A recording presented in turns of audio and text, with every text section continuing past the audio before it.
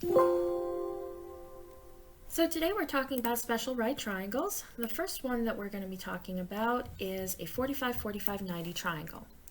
It's really useful because we can take a lot of things and that we measure have right angles. So either it has a right angle and we can split it into a right triangle, or it exists as a right triangle. Okay, so these are very prevalent in engineering and other applications. So it's called a 45-45-90 triangle because it has two 45-degree angles and a 90-degree angle as a reference. The legs are always going to be congruent, which makes sense because they have equal angles, so our legs are congruent. Okay, our congruent legs, so it's isosceles. I am going to be referring to the fact that we're going to be calling the legs cursive L, okay? And our hypotenuse is always going to be equal to the measure of our leg times the square root of 2. So the relationship or equation that exists is that your leg times the square root of 2 is equal to your hypotenuse. Okay, so we'll be using this formula to solve for missing measures.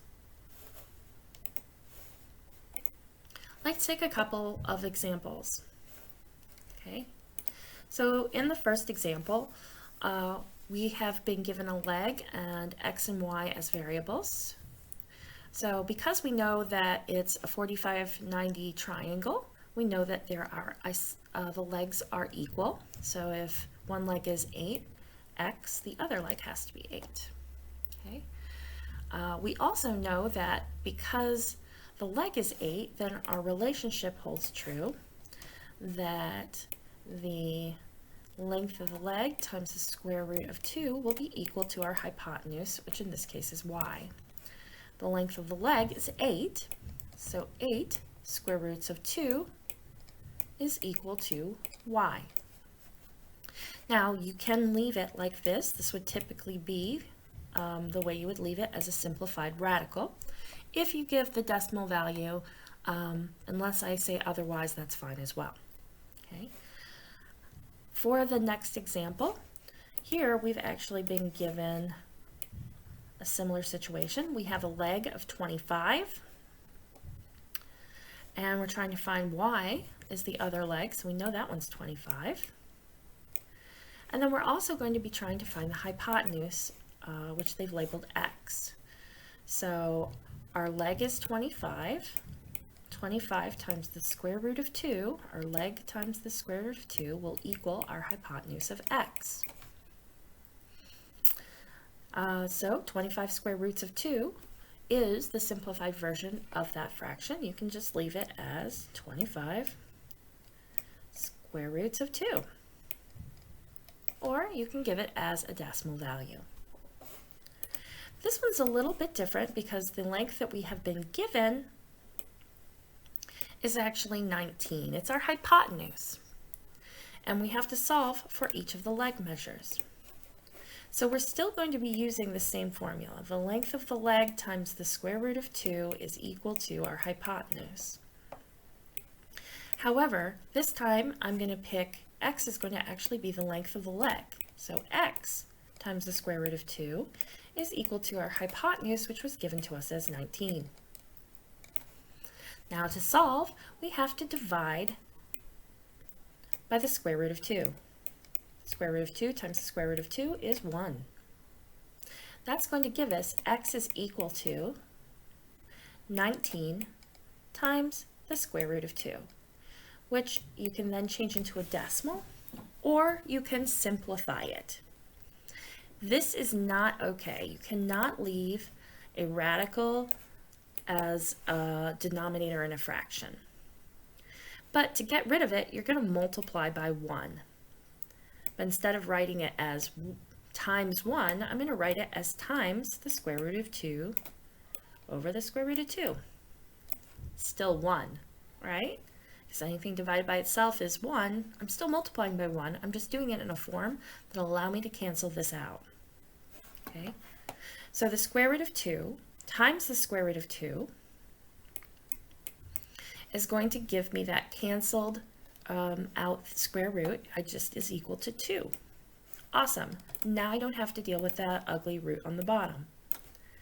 And then 19 times the square root of 2 is just 19 square root 2.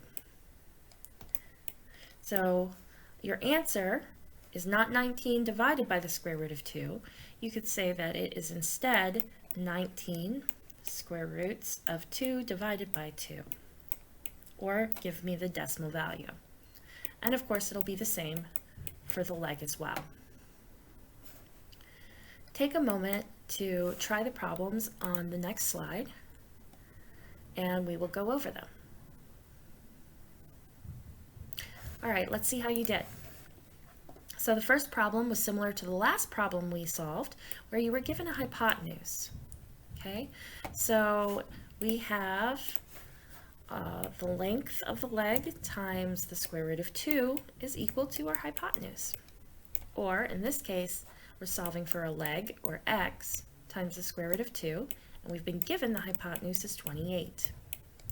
So I have to divide by square root of 2 to solve for x. No biggie.